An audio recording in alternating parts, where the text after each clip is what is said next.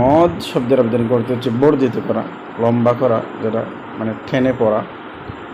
হ্যাঁ, কারিগরি পরিভাষায় মদের 3টি হরফের সহিত আওয়াজ দীর্ঘ করাকে মদ বলে।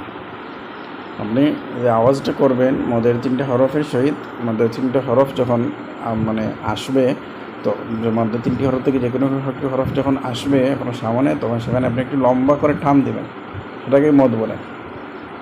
মদের হরফ হচ্ছে মাত্র 3টি। সেটা হচ্ছে ওয়াও যদি সাকিন হয়, মানে ওর উপরে সাকিন হবে, তার আগে হরফের উপরে পেশ থাকবে। ইয়া হরফের উপরে সাকিন হবে, তার আগের হরফের নিচে জের থাকবে।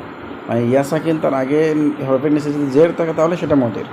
কিন্তু ইয়া যদি সাকিন হয়, তার আগে যদি জের না থাকে, জবর থাকে অথবা পেশ থাকে, তাহলে সেটাও মদের নয়।